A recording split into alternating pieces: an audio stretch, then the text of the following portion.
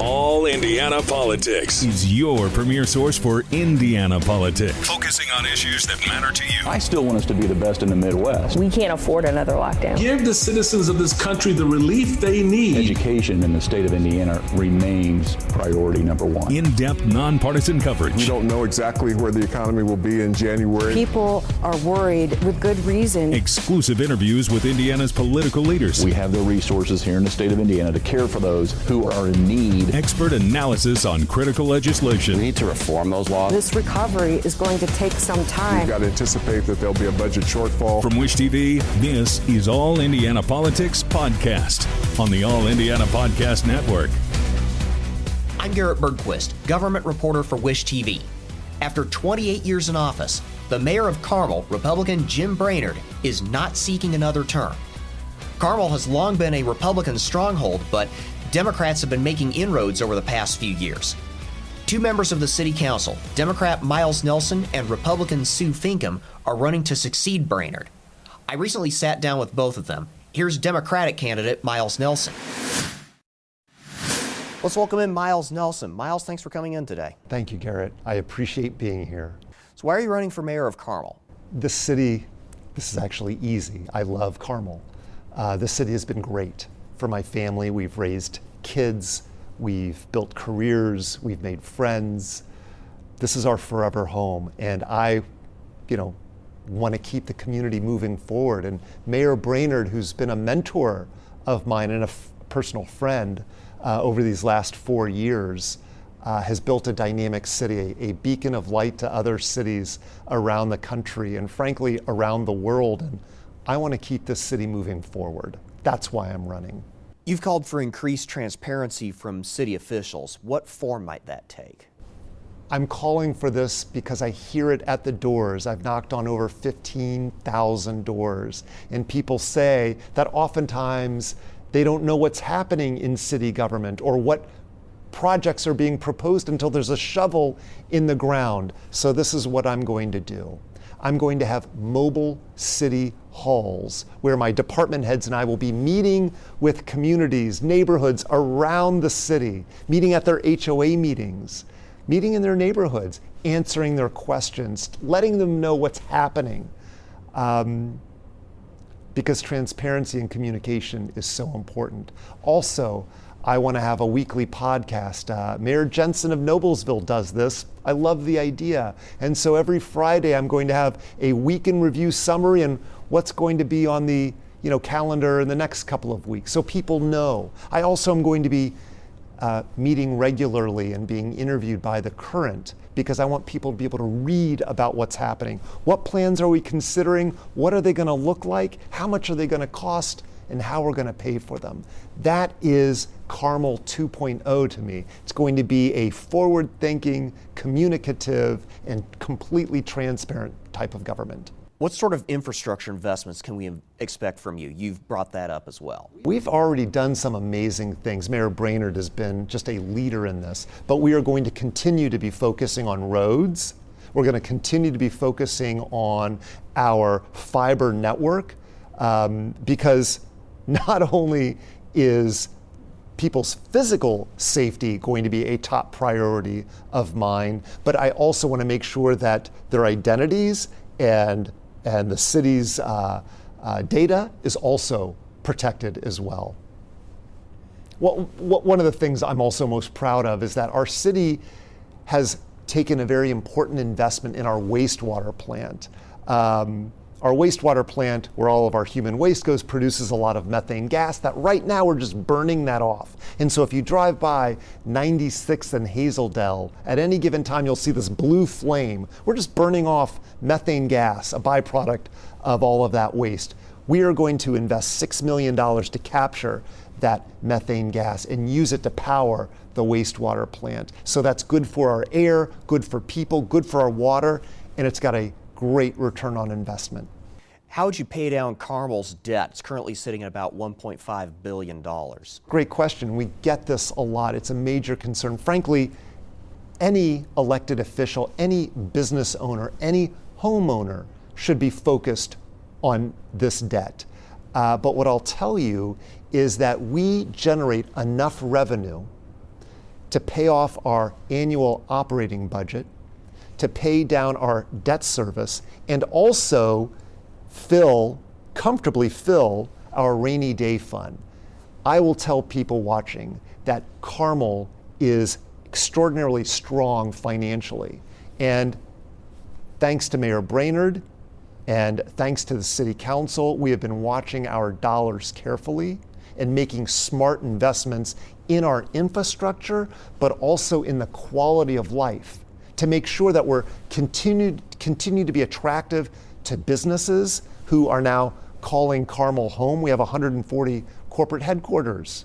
We punch so far above our weight class in so many different categories, and people in Carmel love their low taxes. Carmel has the third lowest municipal taxes in the state of Indiana. A lot of that is because of how attractive we are to all of these businesses. And businesses want to make sure that we continue to be attractive to new talent. And as a father, I want to make sure that our kids stay in the region as well. So I am going to be focusing on partnering with our sister cities in Hamilton County, in Boone County, and also Marion County to create a strong regional economic powerhouse to compete not with each other, but with the real competition. That's Charlotte, that's Nashville, it's Denver, it's Silicon Valley, it's Austin, Texas. That is what Carmel 2.0 looks like. That is what I'm going to do as mayor to bring us all together and create just a dynamic region. You've spoken of building an inclusive, environmentally friendly community. What would that entail? Well, I gave you an example of the wastewater plant. We also have a carbon neutral plan to get Carmel carbon neutral by the year 2050. But you know, my daughter and I started a not-for-profit called the Carmel Cleanup Crew. I've served on a lot of boards, but by far and away, this is the not-for-profit that I'm most proud of. We originally got together in 2019 to pick up trash from the streets of Carmel. The great thing about Carmel is there is very little trash on the streets. So we've expanded our mission to plant trees with the goal of planting 10,000 trees in Carmel over 10 years. And I'm proud to say that as of right now, we have distributed and planted over 4,000 trees. So not only are we going to be focused on using technology to make incredible enhancements that will protect our environment, but also doing kind of the down and dirty traditional things, planting trees, picking up trash, making sure that we take care of the White River. All of these different things will continue to add to the high quality of life in our community. And I will make sure that we include green spaces, and where there aren't any, we're going to be putting them in, little micro forests so people can have an opportunity to sit under a tree, read a book, cool off a little bit during these hot summer days that we've been having. That is, again, what Carmel 2.0 will look like. You've spoken very highly of Mayor Brainard's legacy. Now, he is a Republican, you are a Democrat. Do you see any sort of incongruence there? Absolutely not. He was the first person to reach out to me when I was elected to Carmel City Council. I'm the first Democrat ever elected to office in Carmel's history. I wasn't exactly the most popular guy when I was elected. Mayor Brainard reached out to me and started coaching me along, making sure that I knew who to call when a constituent in my district had a problem. There was no kind of onboarding program. By the way, as mayor, I will make sure that those being newly elected to city council will have an onboarding program so they won't have to kind of spin their wheels like I did. This summer, you were among the first to denounce the use of a quote by Adolf Hitler in a newsletter circulated by the group Moms for Liberty. Your opponent did denounce that quote after about 5 days or so, yet you are still calling her out over it. Why is that? Because the quote on Adolf Hitler was really just an issue of a much larger problem. Not only did they quote Adolf Hitler in their first newsletter, Moms for Liberty Hamilton County also attacked our kids at Carmel High School, the very ones from the LGBTQ club that put on the Pride event. It happens to be one of our largest outdoor events of the year. And it's also one of our most financially successful ones too. But Moms for Liberty, in addition to quoting Hitler, which is always a bad thing, attack the kids. I'm an adult. My opponent's an adult. I frankly don't care what attacks they've made to either of us. But attacking our kids, that's a red line. And so I denounced Moms for Liberty as being a hate group. I denounced them for quoting Adolf Hitler, and I denounced them for attacking our kids. I asked my opponent to do the same thing. She denounced the quote for Hitler, which, was just kind of a sideshow to me. Also, Moms for Liberty is now attacking our school referendum.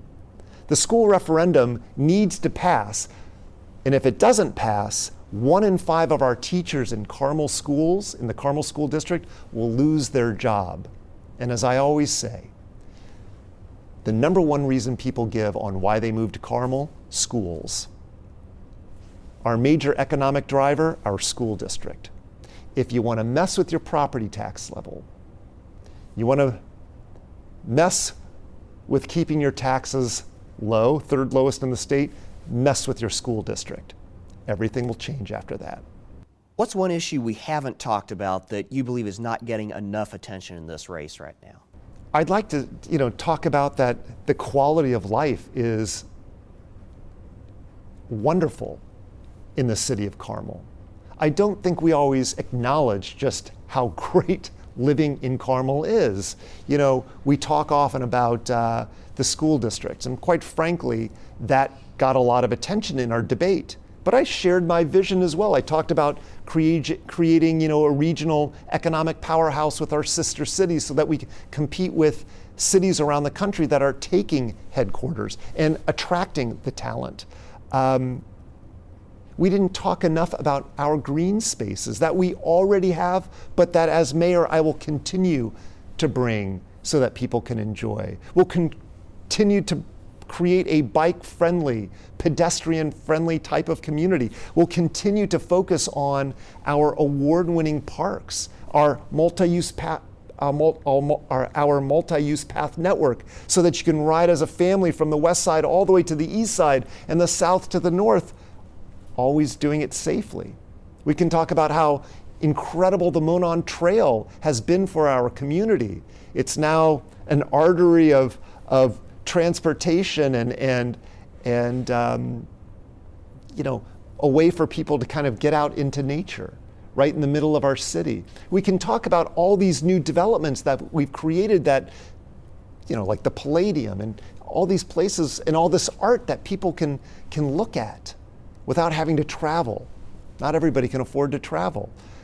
We can talk about all the roundabouts that move traffic so much better than when we had 4-way stops.